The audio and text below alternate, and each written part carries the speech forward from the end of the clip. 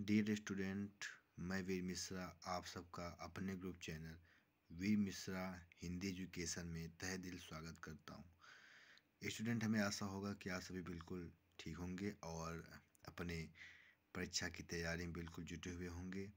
विद्यार्थियों, हमने जो इसके पहले वीडियो डाला था उसमें आप लोगों ने काफ़ी हमें प्रेरणा दी है और काफ़ी लोगों को यह वीडियो पसंद है। इसमें जो कुछ भी थोड़ा बहुत वॉइस कम है या जैसे कुछ भी हो, आप थोड़े एक हफ्ते के लिए थोड़ा सा आप एडजस्टमेंट करिए, क्योंकि समय कम है और अगर हम व्यवस्था करने लगेंगे तो काफ़ी समय लग जाएगा और एग्ज़ाम निकल जाएगा। थोड़ा सा आप एडजस्ट करिए, हम व्यवस्था में हम काफ़ी जल्दी कर देंगे। तो बच्चों, आज बिना समय गंवाए आज हम रस के बारे में अध्ययन करेंगे। जितने भी महत्वपूर्ण टॉपिक हैं रस के बारे में, हम उसको उदाहरण सहित बिल्कुल अच्छे से अध्ययन करेंगे। तो आइए हम सभी अध्ययन करते हैं। विद्यार्थी, जिस प्रकार से रस के नाम से ही मनुष्य समझ जाता है कि जो आम का रस है, कि गन्ने का रस है या किसका रस है, तो विद्यार्थी जिस प्रकार से मनुष्य रस के शब्द को अपने भाव में समझते हैं, उसी प्रकार से हिंदी साहित्य में, हिंदी में काव्य हो चाहे गद्य हो, सभी में रस एक अपना एक अलग ही महत्व रखता है। जिस प्रकार से हम कोई कविता पढ़ते हैं, कहानी पढ़ते हैं, या हम कोई नाटक देखते हैं, या मान लीजिए कोई फिल्म ही देखते हैं, कोई चीज़ हम सुनते हैं, तो उसको सुनने के बाद, देखने के बाद, पढ़ने के बाद हमारे अंदर जो हमको खुशी मिलती है, जो हमको आनंद मिलता है, समझिए वही रस है। क्योंकि हमारे जो अंदर रस का उत्पन्न होना होता है, यह भाव के आधार पर होते हैं। और रस तो आप जानते हो, इसे काव्य की आत्मा कहते हैं। क्योंकि कोई भी चीज़ पढ़ने में अगर हमको रस ही ना हो, रस मतलब यहाँ पे समझिए कि रुचि एक तरह से। जब हमको कोई चीज़ पढ़ने में रस ना हो, कोई रुचि ही ना हो, तो हम उसको क्यों पढ़ेंगे। तो रस के लिए रुचि होना अत्यधिक आवश्यक है। रस के आधार बिल्कुल भाव हैं। भाव मनों के विकार को कहते हैं। प्यारे विद्यार्थी, रस की संपूर्ण परिभाषा दो ही तीन वर्डों या शब्दों पर आधारित होती है। आप तीन ही चार शब्द याद कर लीजिए, कोई भी डिफिनीशन हो रस में से, आप संपूर्ण का अर्थ और उसकी परिभाषा लिख सकते हो। जैसे आप दो तीन शब्द के अर्थ समझ लीजिए। जैसे पहला है विभाव। विभाव मतलब क्या होता है, ध्यान सुनिएगा बच्चों। विभाव मतलब होता है कि जैसे मान लीजिए हमें व्यक्ति के द्वारा, या हमने कोई वस्तु देखा उसके द्वारा, या कोई परिस्थितियां ऐसी हुई कि जो हमारे भाव को थोड़े से समय के लिए जागृत कर दे। ध्यान सुनिएगा। आपने जिससे मिले, कोई एक व्यक्ति से, वह आपसे ऐसी बात बता दी या वह आपको ऐसी बातें कह दी जिसके कारण आपके अंदर अस्थायी भाव, जो अस्थायी भाव होता है वो थोड़े समय के लिए होता है। जैसे मान लीजिए हमने आपसे कोई बात बताई और आप खूब देर तक हंसे, आप खूब देर तक प्रसन्न हुए, तो आपके अंदर जो भाव जागृत हुआ ना, उसी को विभाव कहते हैं। ठीक है, तो यह भी दो प्रकार का होता है, आलंबन और उद्दीपन। तो प्यारे बच्चों, आलंबन हम उसे कहेंगे, आलंबन वह है कि जिसके कारण जो है हमको यह खुशी मिल रहा है। ठीक है, ये तो हो गया आलंबन। और एक होता है आश्रय। एक शब्द और है आश्रय। आश्रय का मतलब ये होता है कि किस व्यक्ति के मन में, जैसे मान लिया हम कोई नाटक या कहानी देख रहे हैं, तो हमारे मन में जो भाव उत्पन्न होता है, अर्थात मैं ही इसमें आश्रय हो जाऊंगा। और लास्ट शब्द है अनुभाव किसे कहते हैं। तो आपको इसमें तीन जानना है, विभाव, अनुभाव और संचारी भाव। इसी तीन शब्द के माध्यम से आप सभी रसों को परिभाषित कर सकते हो। और अनुभव किसे कहते हैं, देखिए अनुभव का मतलब होता है अनुभव करना, अर्थात वह ऐसी घटनाएं जो हमारे अंदर अस्थाई भाव का अनुभव कराएं, वही अनुभव कहलाता है। और उस अनुभव के द्वारा क्या करते हैं हम, कोई न कोई कार्य करते हैं। जैसे कि हम आपसे कह दें, जैसे आपको किसी ने कोई बात कही है और वह बात आपको बहुत बुरा लगा, तो इसमें क्या हुआ, आपकी जो मानसिक चेष्टा को क्या हुआ, क्षति पहुंचा। इसको मानसिक अनुभव कहेंगे। आपको किसी को मारना है, शरीर के अंगों द्वारा अपनी चेष्टा को प्रकट करना है, उसको कायिक अनुभव कहते हैं। तो अनुभव का मतलब होता है अनुभव, जो घटना सुनने के बाद, जो विभाव सुनने के बाद आपके अंदर जो कार्य हो रहे हैं। जैसे आपको किसी ने कुछ कह दिया, आपको मारने का मन कर रहा है, तो यह भी अनुभव हुआ। तो जो अस्थाई भाव का अनुभव कराए वही अनुभव कहलाते हैं। और तीसरा है विद्यार्थियों संचारी भाव। जो संचारी भाव होते हैं, इसका मतलब यह होता है कि संचारी भाव हमारे मन में बहुत थोड़े से समय के लिए ही होते हैं और उसके बाद हमको पश्चाताप भी होता है कि ऐसा नहीं करना चाहिए। मान लीजिए कि आपके अंदर क्रोध आ गया, आपने उठा कर कोई सामान फेंक दिया और सामान जो है वो टूट गया। तो सामान टूटने के बाद 5 मिनट बाद हमको याद आता है कि अरे हमने बहुत बड़ी गलती कर दी है, हमको ऐसा नहीं करना चाहिए था। तो उसमें जो आपके अंदर गुस्सा आया था, आपने जो ये क्रिया किया वो तो अनुभव हो गया, लेकिन जो गुस्सा 2-3 मिनट के लिए आया था वही संचारी भाव हुआ होता है। तो आ, विद्यार्थियों संचारी भाव पानी के बुलबुलों की तरह बनते मिटते रहते हैं। आगे मन में कोई सोच आया, आपने उसको कर लिया, फिर बाद में पछताना पड़ गया, अरे ऐसा हमको नहीं करना था। तो इसी को संचारी भाव बोलते हैं। जो अस्थाई भाव होते हैं वो हमारे अंदर बहुत देर तक उत्पन्न रहते हैं, वो जल्दी नष्ट नहीं होते। लेकिन जो संचारी भाव है वह तुरंत क्या है, बनते बिगड़ते रहते हैं। तो संचारी भाव और अस्थाई भाव में यही थोड़ा सा ही अंतर है कि जो अस्थाई भाव है उसका नाम अस्थाई है, वो हमारे मस्तिष्क में काफ़ी देर तक बने रहते हैं। लेकिन जो यह जो है संचारी भाव, यह पानी के बुलबुलों की भांति है। और विद्यार्थियों जो सबसे ज़्यादा रस्म जो इम्पोर्टेंट, सबसे ज़्यादा जो रस्म इम्पोर्टेंट है वो यही है कि जो रस के जो 10 प्रकार जो बताए गए हैं, विद्यार्थियों जो इसको याद कर लिया, वो लिखित है, निश्चित है, वो रस की परिभाषा को कभी लाइफ में गलत नहीं कर सकता। जैसे एक तरफ रस दिया गया है, आप देख रहे हो, और दूसरी तरफ क्या दिया दे रहा है, अस्थाई भाव दे रहा है। तो विद्यार्थियों जैसे श्रृंगार का क्या होता है, अस्थाई भाव रति होता है। हास्य का क्या होता है, हास होता है। करुण का क्या होता है, सुख होता है। वीर का क्या होता है, उत्साह होता है ना। शांत का क्या होता है, निवेद होता है। तो ये जो 10 रस हैं, यही 10 रस याद कर लीजिए अस्थाई भाव इसके। अब अस्थाई भाव आप पढ़ रहे हो ना कि हास का क्या होता है, हास, मैंने आपको एक बार बता दिया, आप बहुत देर तक हंसे। तो जो आप हंसे 10 मिनट, 5 मिनट, 2 मिनट, तो यही अस्थाई भाव होता है। ठीक है। अब हम जो इम्पोर्टेंट हैं, कक्षा 10 में तो सिर्फ दो ही रस आएंगे, श्रृंगार और करुण, और हास्य भी आएंगे। लेकिन जो बालक छात्र हैं उनके लिए 5 पढ़ना पड़ेगा, श्रृंगार, हास्य, करुण, वीर और शांत रस। तो हम इन्हीं रसों को पढ़ेंगे और पढ़ने के बाद हम आपको अच्छी चीज़ को बता भी दें। जैसे पहला है आपका जो है विद्यार्थियों, पहला रस है आपका श्रृंगार रस। देखिए, श्रृंगार रस का नाम ही है श्रृंगार होना, है ना। तो श्रृंगार रस जब एग्जाम में पूछे तो आप उसमें कोई भी उदाहरण ले सकते हो, चाहे वह वियोग का हो, चाहे वह संयोग का हो।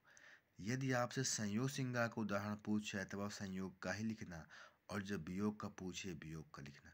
आप इसी बात ध्यान देना, मैं एक ऐसी परिभाषा बता रहा हूँ जो सभी रसों में काम देंगे, ध्यान देना। मेरी परिभाषा ध्यान सुनना श्रृंगार रस की। जहाँ विभाव, अनुभाव और संचारी भाव के संयोग से रति नामक अस्थाई भाव हो जाते हैं या अस्थाई भाव में परिणत हो जाते हैं, तब उसे श्रृंगार रस कहते हैं। या ऐसे कह सकते हो कि सहृदय के चित्र में रति नामक अस्थाई भाव जब विभाव, अनुभाव और संचारी भाव में बदल जाता है तो श्रृंगार रस कहलाते हैं। तो विद्यार्थियों, श्रृंगार रस आपको पता है दो होते हैं, संयोग और वियोग। संयोग मतलब होता है भाई, उसका नाम है संयोग, कहते हैं कि भाई ये बड़ा संयोग हुआ जो हम आपके आपके दर्शन हुए। तो संयोग का मतलब क्या होता है, एक प्रकार से मिलन, चाहे वह नायक नायिका का मिलन हो, पिता और पुत्र का हो, माँ और बेटे का हो। तो संयोग श्रृंगारी मतलब होता है पूर्णतः किसी का मिलन हो। अधिकतर लोग जो है नायक और नायिका के मिलन का वर्णन करते हैं संयोग श्रृंगार में। और मैं संयोग श्रृंगार के कुछ आपको उदाहरण बोल रहा हूँ, आप उसको ध्यान सुनिए, और कापी पेन लिए हैं तो आप उसको अवश्य लिखिए। संयोग श्रृंगार के जो उदाहरण हैं, जैसे कि मेरे तो गिरधर गोपाल दूसरा ना कोई, बात सही। और एक है कि सजना है मुझे सजना के लिए, यह भी श्रृंगार रस के संयोग उदाहरण है। बहुत सारे उदाहरण श्रृंगार रस के।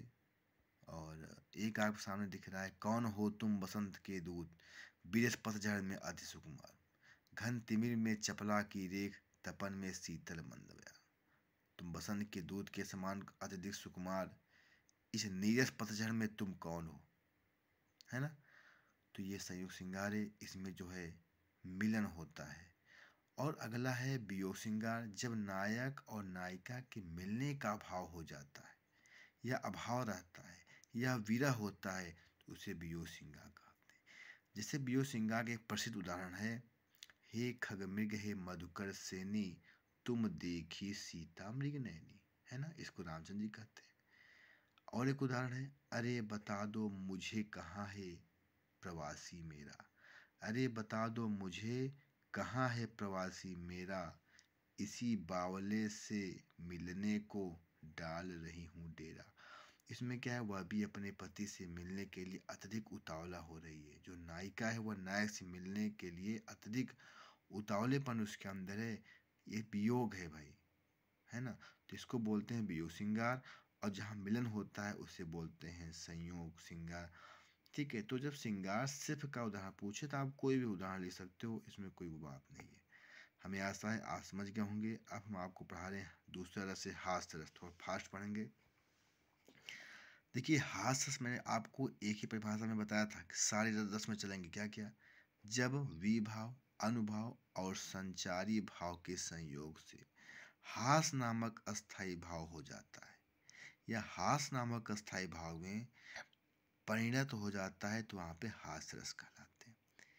सिर्फ आपको यही चेंज करना है कि उसका जो अस्थाई भाव है वही चेंज करना, बाकी पूरी परिभाषा वही रहेगी। अब हास्य परिभाषा सुन लीजिए। बहुत हास्य मतलब ही होता है हंसी का उदाहरण। आप ऐसा कोई चीज़ पढ़िए आपके अंदर तुरंत हंसी आ जावे। जैसे कि एक उदाहरण मैं बोल रहा हूँ हास्य रस का, हाथी जैसी देह और गैंडे जैसी चाल, तरबूजे सी खोपड़ी और खरबूजे से गाल, है ना। तो इसको पढ़ने के बाद थोड़ा सा हंसी आ जाती है। और एक सामने आपके उदाहरण है, मैं आपको दिखा रहा हूँ। लिखा है, माता ही पिता ही उरी न भय नीके, गुर ऋण रहा सोच बड़ जी के। इसका मतलब क्या हुआ, इसका मतलब ये हुआ कि जो लक्ष्मण जी हैं ना, वो परशुराम से संवाद करते हैं और उनसे कहते हैं कि हे परशुराम जी, हे परशुराम जी, आप तो माता पिता से तो उरीण हो ही गए हैं, है ना, लेकिन अब तो आप गुरु के पद पर हैं, आप अपना ऊरण कैसे करोगे, यही सोच करके मेरे मन में हंसी आ जाती है। इसको लक्ष्मण जी कहते हैं। हमें आशा हुआ आप ये भी समझ गए हास्य से क्या हुआ। परिभाषा एक ही है कि जहाँ विभाव, अनुभाव और संचारी भाव के संयोग से हास नामक अस्थायी भाव में परिणत हो जाता है, तो उसे हास्य कहते हैं। अब अगला हम पढ़ेंगे करुण रस। विद्यार्थियों, करुण रस और जो वियोग श्रृंगार है उसका उदाहरण कहीं न कहीं एक भी हो जाता है। करुण रस मतलब ये हुआ जहाँ पर किसी की मृत्यु हो जावे या कुछ दुख हो जावे, शोक हो जावे, उसी के अनुरूप में इसका प्रयोग किया जाता है। तो मैंने वही परिभाषा भी बताया कि जब विभाव, अनुभाव और संचारी भाव के संयोग से शोक नामक अस्थायी भाव प्राप्त होता है, तब वहाँ पर करुण रस होते हैं। ठीक है, इसका जानते रहिएगा कि जहाँ पर शोक नामक अस्थायी भाव, क्योंकि जो है करुण का अस्थाई भाव क्या होता है? शोक होता है। तो इसका भी देखो, जिसका पहला उदाहरण, पहली लाइन लिखी है, बहुत ही अच्छी है। लिखा है, जथा पंख बिनु खग अति दीना, मन बिनु फनि करि बर करीना। न, ये जो है क्या बोलते हैं, इसमें लक्ष्मण की मूर्छा पर राम भगवान विलाप करते हैं, है ना। तो उसी के बारे में बता रहे हैं कि जिस प्रकार से जो है बिना कोई पक्षी है, बिना पंख के जो है अत्यधिक दीन हो जाता है, निर्बल हो जाता है ना, वैसे भी हम आपके वियोग में हम कैसे रहेंगे। तो राम जी इसी के बारे में वर्णन कर रहे हैं। और ये भी है कि हे खग मृग हे मधुकर श्रेणी, तुम देखिए सीता मृगनैनी। इसमें भी क्या है? शोक है, दुख है उनके अंदर। ठीक है। तो इस प्रकार से यह जो है हमारा करुणा समाप्त हुआ। अगला हमारा है वीर रस। अब मैंने आपको बहुत बताया है कि परिभाषा सेम रहेंगे कि जहाँ विभाव, अनुभाव और संचारी भाव के संयोग से। अब वीर रस का अस्थायी भाव क्या होता है? उत्साह, है ना। उत्साह नामक अस्थायी भाव क्या होता है? परिणत हो जाता है, प्राप्त हो जाता है, तब वहाँ पर क्या होता है? वीर रस होते हैं, है ना। क्योंकि अब इसका मतलब यही हुआ कि आप कोई पैराग्राफ पढ़िए और पढ़ने के बाद आपके अंदर से वीरता का प्रकाशित हो जावे, वही वीर रस हो गया। और यानी कि वीर रस पढ़ो तो आपके अंदर उत्साह आ जावे, तो ये उत्साह ही है वीर रस। वीर रस को उदाहरण सुनिए। बुंदेले हर बोलो के मुख, हमने सुनी कहानी थी, खूब लड़ी मर्दानी वह तो झांसी वाली रानी थी, है ना। इसमें क्या उत्साह हमको आ जाता है। जैसे आप 15 अगस्त 26 जनवरी पर जो जो देशभक्ति गीत गाए जाते हैं, उसको सुनने के बाद हमारे आपके अंदर उत्साह आ जाता है, बिल्कुल नवीन उत्साह आ जाता है। तो वो सारे वीर रस के उदाहरण हैं। एक उदाहरण मैं और बोल रहा हूँ, ध्यान सुनिएगा। फहरी ध्वजा फड़की भुजा, बलिदान की ज्वाला उठी, निज जन्मभूमि के मान में चढ़ मुंड की माला उठी। तो ऐसे बहुत सारे उदाहरण हैं वीर रस के। वीर रस के उदाहरण में जो है बच्चों, उत्साह, अस्थायी भाव प्राप्त होगा।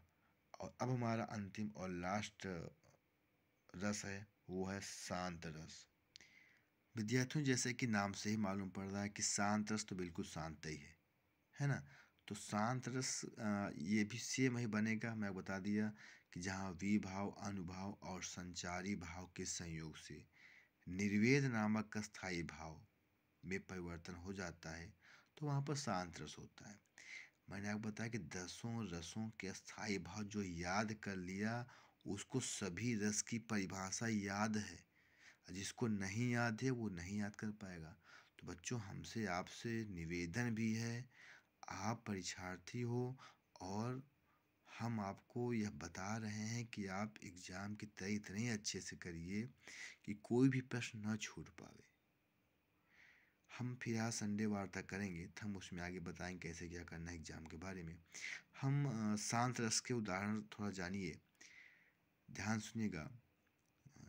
सबसे सरल उदाहरण यही है शांत रस का कि जब मैं था तब हरि नहीं, अब हरि हैं मैं नाय, सब अंधियारा मिट गया जब दीपक देखा माय, है ना। तो ये शांत रस है कि भाई जब हमारे अंदर अहंकार था तब हमको ईश्वर की प्राप्ति नहीं था, तो हम अपने अहम में थे कि हमको भगवान की ज़रूरत नहीं है। कौन है? ईश्वर, है ना। लेकिन अब बता रहे हैं जब ईश्वर हैं, हमने किसी के कहने पर ईश्वर की प्राप्ति कर ली है, तो हमारे अंदर अहंकार बचेगा नहीं। या तो ईश्वर रहेंगे या तो अहंकार रहेगा, दोनों में से एक ही रहेंगे। तो हमारे मन के अंदर जितना सारा अंधियारा था वो सभी मिट गया। कब मिटा? जब दीपक दिखा, है ना। जब दीपक देखा माँ, जब हमने दीपक के प्रकाश में हमने क्या हुआ, हमारे मन के जितने अंधेरे थे वो सभी अज्ञानता के अंधेरे मिट गए। तो विद्यार्थियों, ये थे शांत रस के उदाहरण। और हमें आशा है कि रस आपको पढ़ने के बाद आप बेहतरीन रूप से समझ गए होंगे। विद्यार्थियों, परीक्षा आपके नज़दीक है और हम यह आशा करते हैं कि कल के वीडियो में हम छंद पढ़ा देंगे, उसके बाद संधि पढ़ाएंगे, उसके बाद समास पढ़ाएंगे। फिर इसके अलावा जो आपको कठिन लग रहा हो, आप उससे कमेंट करके हमें बता दीजिए कि आपको पढ़ना क्या है। कोई भी पार्ट हो, कोई भी चैप्टर हो हिंदी में, आप बता दीजिए, हम आपको उसको पढ़ा देंगे और हम आपको उसको समझा देंगे। विद्यार्थियों, अगर यह वीडियो आपको अच्छी लगी हो, आपको समझ में आया हो, तो विद्यार्थी आप इसे लाइक कर दीजिए और यह वीडियो आपको कैसे लगी आप इसको कमेंट करके हमें ज़रूर बताना, क्योंकि आपके द्वारा ही हम सबको जो है प्रेरणा मिलता है और आपके कहने पर ही हम आगे की कार्य करते हैं। विद्यार्थी, आप बहुत बहुत धन्यवाद।